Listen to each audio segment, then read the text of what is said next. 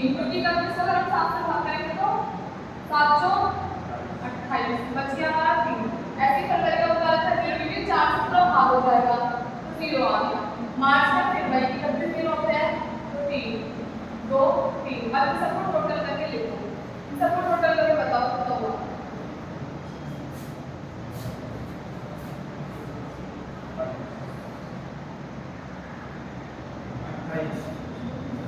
28 हो गया हमारा।